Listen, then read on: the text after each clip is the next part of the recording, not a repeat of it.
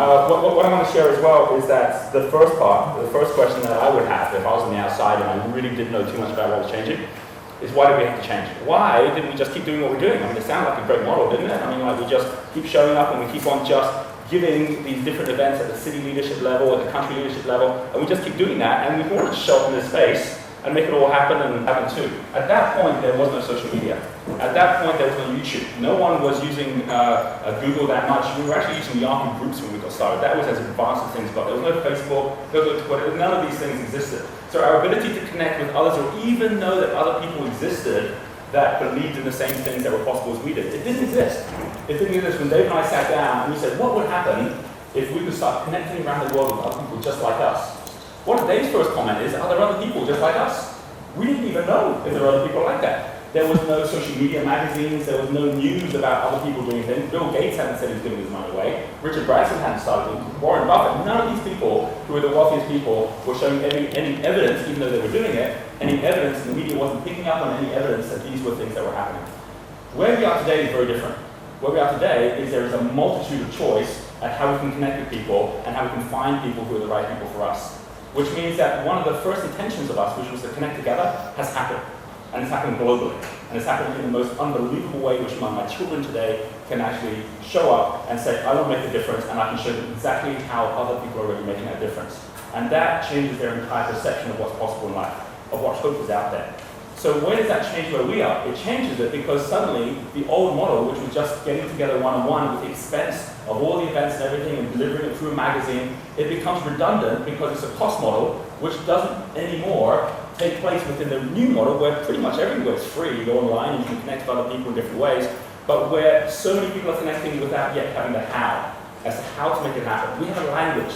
You know, we take what happens in nations around the world, we have a common trust. We have a common way of doing things which others haven't yet figured out. And what we have is we have a head start that we've now connected with 34 countries around the world to actually say, well, if we were going to start again today, what would we do? So we made for a Google Wave, which is coming out. And Google Wave was about a group of people at Google who said if email was created today instead of 10 years ago, how would it look different? And when you see it and you use it, it is totally different. So I see exactly the same happening with Excel. We stopped. This was when the crisis came, and we were forced to stop. There are some people who would say the issue is financial management. We ran Excel Results Foundation and the whole group very profitably for the first 7 years. Last year it changed. The reason it changed last year, and the reason we started losing $100,000 a month, the reason we started doing that was because we had big plans at the city level now, which is 2 steps removed to say this is how big we're going to be. And where it was like, but make sure you've got the infrastructure in place for us to be that big. So of course we put a big infrastructure in place. We had in Singapore a staff of 40 people. We had within there the shipping out of everything that was happening with all the packs, with all the materials and everything. We had an overhead base of $600,000 a month to actually manage everything. Now when we're making $1 million a month, that's okay. But the minute that something like a crisis comes and you go down to $200,000 a month, then the amount that you actually end up losing every month is substantial. Businesses can go through that, but when you're a network where everyone is expecting certain things to come their way, that's the time to start questioning, is this the best model? Is there a better model which is actually sustainable? And that was the first time that it got to me that no matter how good the people were that I bring on board, there's another perception. Some of the critics will say, it's because Roger was running the whole thing. I spent maybe 1 day at maximum per month in Singapore. I was at that point traveling around so much at that point, I had no way I could run the business. I had a very professional team who was there in Singapore that included Ian Grundy, who was the head of the entire PR relations side of Adecco, which is $1 billion business. We had Jennifer Koh, who's the CFO of the Jurong Town Council, which is the largest government commercial venture in all of Singapore. It's worth over $1 billion, and she ran all the finances of that. We had some top people who knew how to run $1 billion businesses, because we expected to be that size as well, who were running things and could not figure it out. And the reason they couldn't figure it out was because all of the cost models were at the base level. 40-50% of all the money that ever came in went straight back to the city and country leaders. And then it was up to them to figure it out for themselves. If they decided they wanted a more expensive venue, if they decided that they were going to book a more expensive flight, then we were the ones that covered it.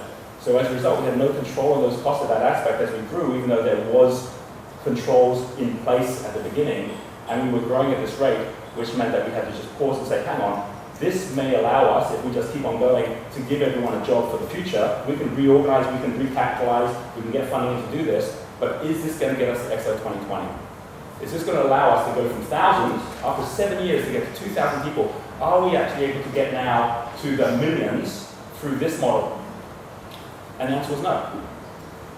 The founding membership was set together at the very beginning for one purpose only, which is just like when everyone went out to California for the gold rush. And I know I write about this as well, and I said that the real wealth was not created from the gold. Very few people actually even found the gold. The real wealth was created in the cities that got set up. The real wealth was created in the Hollywood that we have today, or as the entertainment was created in the Silicon Valley we have today, or the technologies we created. That was all from people who were descended down and created a community simply because they went out looking for gold. And what they actually ended up doing was painting the rainbow. And in the same way, there were people who came on board with us who were looking for that same thing. So I say that as number one, that there have been massive changes. So if someone was to ask, why have there been no changes? It's because this whole world has changed. I also take personal responsibility. We grew too fast. At every time that someone says, here's another way we can grow, we said, okay, we'll do it. We actually stopped in February last year any new openings of cities, because we were opening cities on a weekly basis, with people saying, come to my city next. And we tried many different ways to be able to create a revenue model to make that work. The way that we ended up becoming the largest event company in the world within 3 years, and the reason that so many people in America were interested in what we were doing, was because we had a model by which we could actually show up somewhere and someone who organized things could be able to be part of Worldwide Wealth, which I made was a condition of them working with me. You have to believe in this or I don't want to work with you. But as well as that condition, the fact was they had a chance to share in the revenues that came through for them to build their business in the way that they chose to do it. And that works fine when there are people who are saying, there's no other way for me to connect with like-minded people except through Results Foundation. So now you have a high dollar value to join, but I'm willing to pay that high dollar value. People today are not willing to pay the same dollar value because you can do it online. But what people are willing to do is to invest their time if they know there's a circle of trust that they can be part of.